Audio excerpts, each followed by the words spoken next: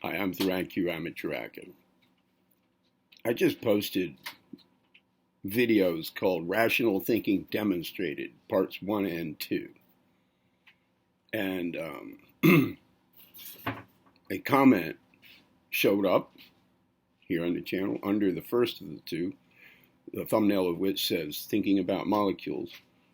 In the comment, it was, in my opinion, accurately pointed out that rationalization can be destructive. And I don't take it to mean that rationalization refers to the psychological defense mechanism of rationalization, but I believe it more points to rationality, rational thinking, the use of reason, or, the intellect, functions of the intellect when they are functioning at least somewhat rationally. Okay. I guess that's true by definition, isn't it? All right, so anyway, I want to point something out. Please don't get the wrong idea. If you've looked at those two videos and some others of mine about rational thinking, I've now created a playlist called Rational Thinking. I want to clear something up. I'm sure elsewhere, at least already or forthcoming on this channel, it will be pointed out where intellect stands with respect to the overall spectrum of planes of manifestation, whether we're talking universally or individualized, deadly. Our own shares of those planes of manifestation, which we may somewhat arbitrarily, but largely acceptedly, identify as the physical plane, and then the plane of forces, or the energetic plane, and then the astral plane, the mental plane, which breaks down into two, the lower mental plane, the higher mental plane, and then the lower spiritual plane and the higher spiritual plane. That makes 7. All right. So now what I'm getting at here is that there's a sort of a major division there in those planes of phenomena or manifestation.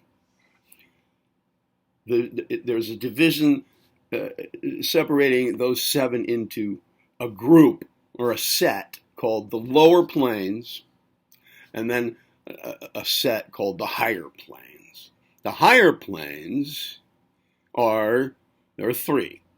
The higher mental plane, the lower spiritual plane, and the higher spiritual plane. The lower planes are the physical, the energetic, the astral, and the lower mental. There's 4 of those. Right? Now, I am coming to a point here about intellect.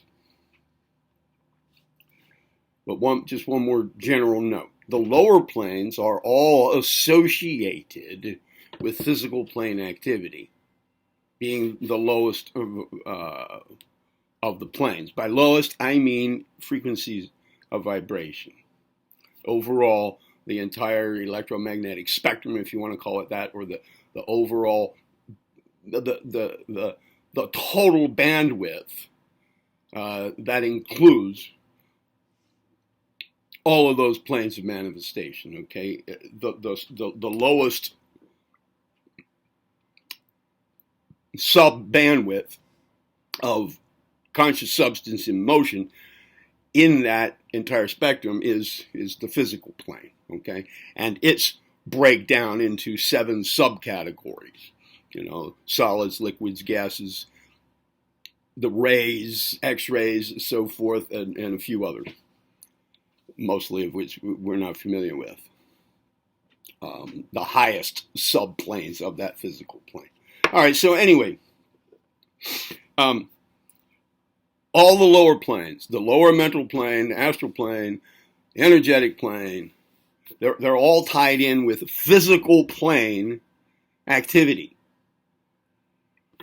The higher planes are all tied in with spiritual activity, rooted in the core of being and its dependence upon the absolute source, first cause, whatever you want to call that. Okay, so those are all the higher planes. Let's say here's a slight gap between the two. Here are the lower planes, all tied in with that lowest plane of activity. The higher ones are all tied in with the highest level of those. All right, and there seems to be a sort of a gap there. And it's hard. It's kind of, look, this is all rough talk. The numbers of planes, the higher and lower aspects of them. All of this is rough talk. This is just our natural language way of talking about it. If we could speak in Sanskrit about it, we'd be more accurate, but we're not going to go into all of that, okay? I mean, there are much more detailed explanations of this. I'm just sticking with the roughest here because I'm trying to come to a quick point. Okay, but there's like a little gap here, and it's hard to jump from down here in this lower set to up there by using lower set tools. But there are ways. Here we go. My point. The lower mental plane, which is down here, okay, higher mental plane being up here, the highest function in that lower mental plane, the highest mental function is intellect. But here's my point. Remember, in my talk about good thinking skills, discriminative thinking, good reasoning, these are intellect at work, probably at its best, but it's still a lower mental plane function. Okay? It is still tied in with physical plane activity. It is still, therefore, as the Indians call it, tied in with Maya or illusion, especially the illusory nature of the physical plane, right? And ignorance or avidya.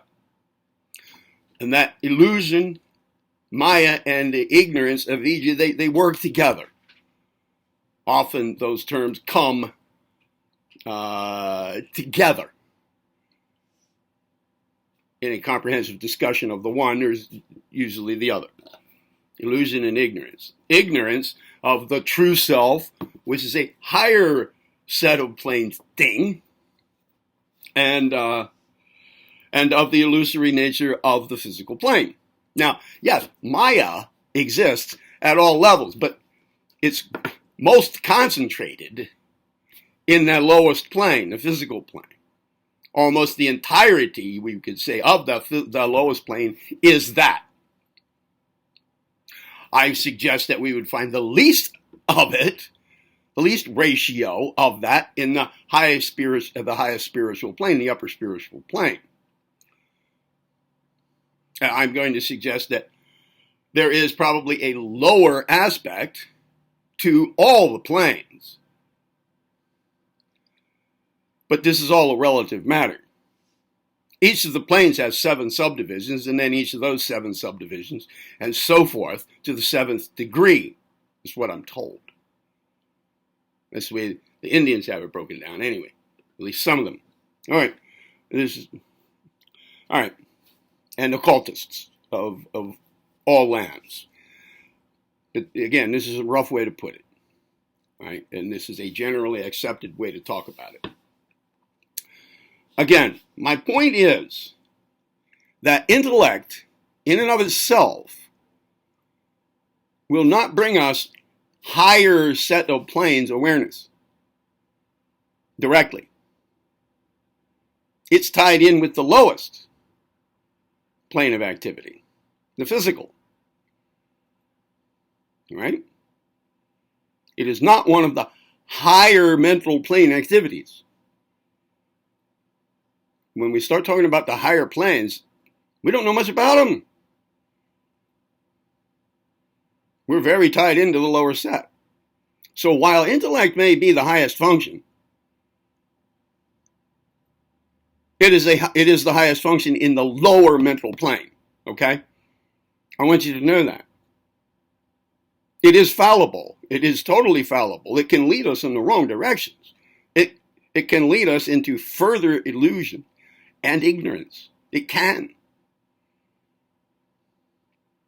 Fortunately, however, being the highest function in that lower set of planes, it also can, if used correctly, it can tell us when we're going the wrong direction with our thinking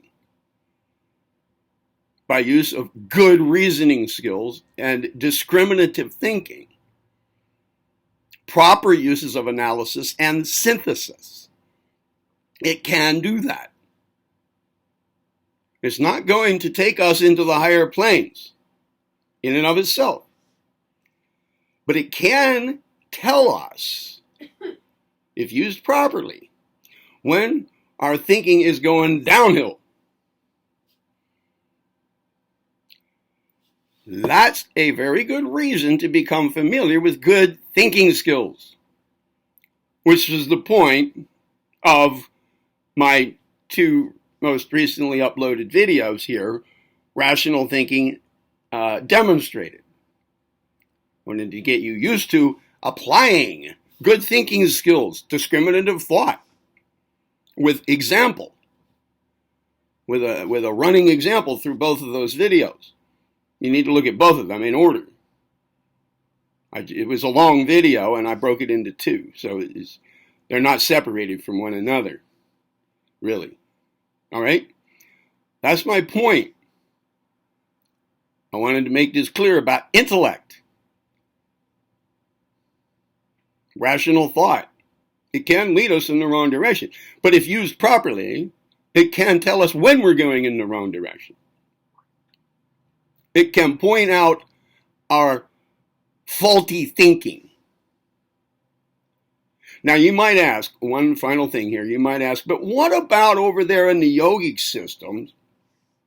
One of the four main branches of yoga is jnana yoga, or jnani yoga. It's spelled various ways, G-N-A-N-I, G-N-A-N-I, J-N-A-N-A, and J-N-A-N-A. Jnana, jnani.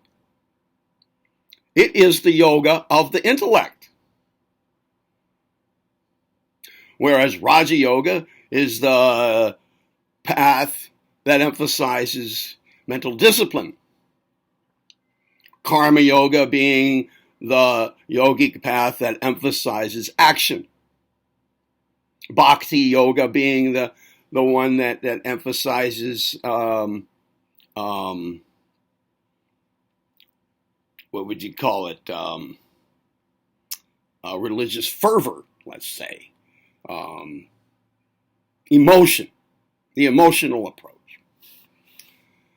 Okay, so we have jnana yoga,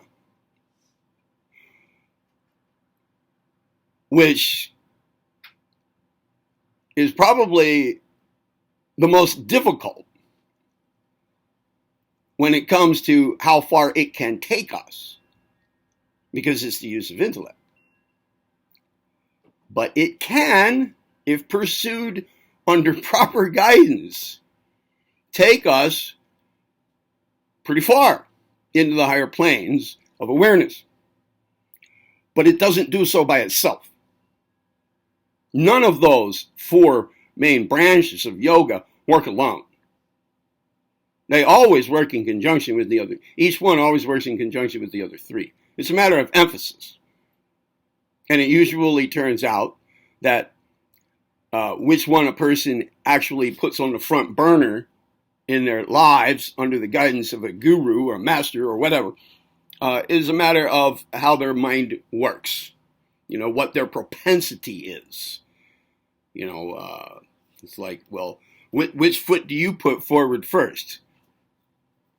Which branch does your way fit into? But the other three are never excluded. So jnana yoga, in and of itself, will not do the trick. Okay? Intellect alone, still, under any circumstances, will not do the whole trick. And that's at best. All right? Am I making my point here? Let me just recap it one more time. Intellect is known to be the highest mental function in the lower set of planes. Therefore, it is not the end all. It does not lead us, in and of itself, to higher plane awareness. It can, however, point out to us, if used properly, knowledgeably, wisely, when we're going the wrong direction with our thinking. That's its main function, to keep us straight. So we have to know how to use it to do that. And it can be especially dangerous if we take it to be the highest mental function overall, period. It's not. But we don't know a lot about that upper mental plane and higher mental plane of activity. So I'm not going to tell you all about it, because I don't know all about it. I just want you to be aware that intellect, while being the highest mental function, it is a highest mental function in the lower mental plane, okay? That's it. I'm Theron Ramacharaka. Be well.